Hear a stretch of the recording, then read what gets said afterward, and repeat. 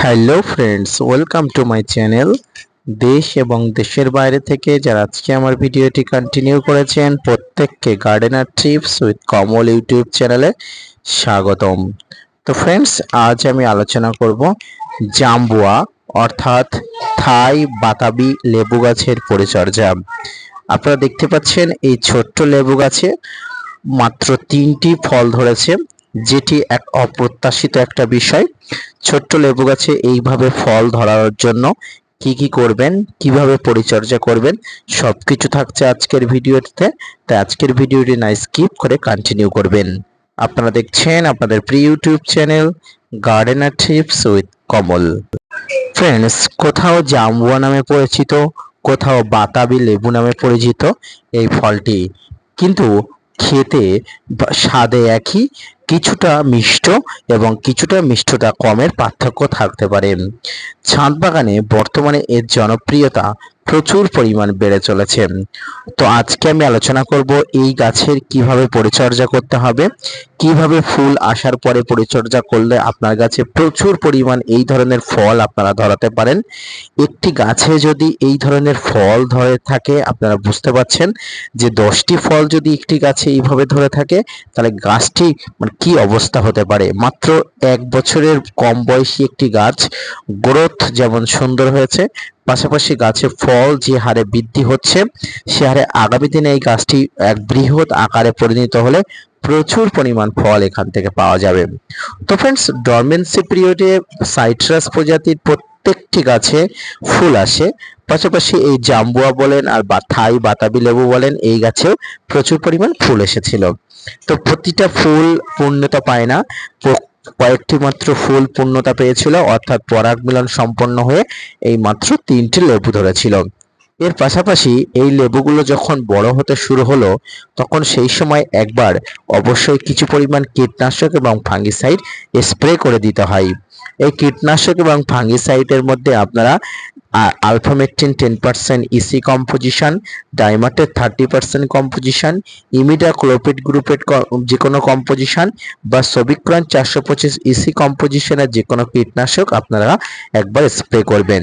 এর পাশাপাশি আপনারা সাপ, ম্যানসার, ব্যাবিস্টিন, রেডোমিন গোল্ড, আপনার কাছে যে ধরনের ফাঙ্গিসাইড আছে অবশ্যই এই ফাঙ্গিসাইডগুলো স্প্রে করবেন।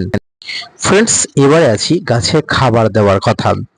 ফ্রেন্ডস, গাছে সাইট্রাস প্রজাতির প্রত্যেকটি লেবু গাছে গাছ ফল ধরার পর অর্থাৎ গুটি সেট হয়ে যাওয়ার পরে একবার খাবার দিতে হয়। এই খাবারটি 3-4 মাস অন্তর অন্তর দিতে হয়। তো তেমনিভাবে গাছে গুটি ধরার পরে এই গাছে খাবার দেওয়া হয়েছিল। খাবারের মধ্যে কি কি ছিল?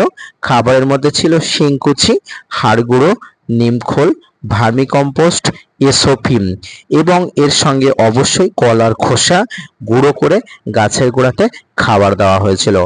কলার খোসা এর সঙ্গে গুঁড়ো করে দেওয়ার পাশাপাশি প্রতি সপ্তাহে একবার করে কলার খোসা গুঁড়ো করে মাটিতে দিতে পারেন, অথবা কলার খোসা ভিজিয়ে যে তরল সারটি আছে সেই সারটি গাছে দিতে পারেন। এতে কি হয়? এতে গাছের পটাশের চাহিদা যেমন কমে, পাশাপাশি গাছে পটাশের পূর্ণতা পায় এবং পটাশ গাছের ফুল ফলকে আনতে সহায়তা করে, ফুল ফল ড্রপ হওয়াকে কমায়, গাছের ফলের মিষ্টতা বৃদ্ধি করে, সবকিছুকে বৃদ্ধি করে। যদিও জৈবিক পটাশ এক অনস্বীকার্য গাছের জন্য, তাই কলার খোসাতে প্রচুর পরিমাণ পটাশ থাকে। কলার খোসা আপনারা প্রতি মাসে বা প্রতি সপ্তাহে একবার করে আপনারা দিতে পারেন, খুব ভালো কাজ হবে। এই ভারী খাবার দেওয়ার পরে আপনাকে আগামী 4 থেকে 5 মাস আর কোনো খাবার দেওয়ার প্রয়োজন হবে না, অর্থাৎ আগামী কয়েক মাস পরে বর্ষাকাল, এই বর্ষার সময় আপনার গাছে কোনো খাবারের প্রয়োজন হয় না। ফ্রেন্ডস, পাশাপাশি এই সময় আপনাকে অবশ্যই নিয়ম করে এসওপি অর্থাৎ 0050, যেটাকে সালফেট অফ পটাশ বলা হয়, এই সালফেট অফ পটাশের স্প্রে 15 দিন অন্তর অন্তর আপনাকে দিতে হবে। এই সালফেট অফ পটাশ কি কি কাজ করে? ফ্রেন্ডস, এই সালফেট অফ পটাশ গাছে যেমন ফুল ফলের আনাকে বৃদ্ধি করে, পাশাপাশি ফল ড্রপ হয়ে যাওয়া এবং ফলের আকৃতি ঠিক হয়ে যাওয়া, ফলের সঠিক কালার নিয়ে আসা, সঠিক পরিমাণ কাজ করে। তো এইভাবে আপনারা অবশ্যই গাছে দেবেন। পাশাপাশি গাছের গোড়াতে সঠিক পরিমাণ আপনারা খাবার দেওয়ার পাশাপাশি জলের ব্যবস্থাপনা করবেন। ফ্রেন্ডস, এপ্রিল মাসে প্রচন্ড রেকর্ড হারে গরম পড়ছে। গত 50 বছরেও এমন গরম পড়েনি। তাই এই গরমে গাছের ফলগুলো ড্রপ হয়ে যাওয়ার সম্ভাবনা থাকে যখন ফলগুলো একদম ছোট থাকে। সেই সময় আপনাকে যেমন গাছের জলের বন্ধ ব্যবস্থা ঠিক করতে হবে, পাশাপাশি গাছে গোড়াতে জল যেন কোনোভাবেই কম না হয় অবশ্যই করতে হবে। ফ্রেন্ডস, এই মুহূর্তে ফলগুলোর ওজন মোটামুটি 500-র কাছাকাছি হয়ে গেছে। এই 500 কাছাকাছি হয়ে গেছে মানে ফলগুলো একদম এখনো কচি। তাহলে এই ফলগুলো যখন বড় হয়ে উঠবে তখন না জানি কতটা আকৃতি নেবে সেটা আপনারা অবশ্যই একটু অনুমান করলে বুঝতে পারবেন। তো এইভাবে আপনারা ছাদ বাগানে থাই জাম্বুয়া বা থাই বাতাবি লেবুর যে প্রজাতিগুলো বর্তমানে ছাদ বাগানে বিস্তার লাভ করেছে, এইভাবে আপনারা পরিচর্যা করতে পারেন। পাশাপাশি আপনার ছাদ বাগানে প্রচুর পরিমাণ গাছে ফলন আনাতে পারেন। তো ফ্রেন্ডস, আজকের এই ভিডিওটি কেমন লাগলো অবশ্যই লাইক, কমেন্ট, শেয়ার এবং সাবস্ক্রাইব করে জানাবেন। পাশাপাশি gardener TRIPS with Kamal YouTube চ্যানেলকে সাপোর্ট করবেন। আপনাদের জন্য প্রতিনিয়ত তথ্য নিয়ে ভিডিও বানাই। আপনারা যদি মোটিভেট করেন, ভিডিও বানাতে আগ্রহী হই এবং নতুন নতুন ভিডিও বানাতে উৎসাহী হই। ফ্রেন্ডস, আজকের এই ভিডিওটি কেমন লাগলো অবশ্যই কমেন্টস বক্সে জানাবেন। পাশাপাশি আপনাদের উদ্দেশ্যে আমি একটি হোয়াটসঅ্যাপ গ্রুপ খুলেছি। আপনারা আমার কমিউনিটি পোস্টে গিয়ে আমার হোয়াটসঅ্যাপ গ্রুপের লিঙ্ক খুঁজে পাবেন।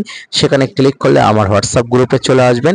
এই হোয়াটসঅ্যাপ গ্রুপে আপনারা যে কোনো গাছ সমস্যা যে কোনো গাছের সংক্রান্ত ভিডিও পাঠিয়ে আপনারা সমাধান পেতে পারেন। তো ফ্রেন্ডস, এই সমাধানের জন্য আপনারা অবশ্যই আমার হোয়াটসঅ্যাপ গ্রুপে এসে আমার লিঙ্কে ক্লিক করে অবশ্যই আমার গ্রুপে চলে আসবেন। তো আজকের ভিডিওটি এই পর্যন্ত। দেখা হচ্ছে পরবর্তীতে নতুন কোনো ভিডিও নিয়ে। ভিডিওটি মনোযোগ সহকারে দেখার জন্য আপনাকে অনেক অনেক ধন্যবাদ।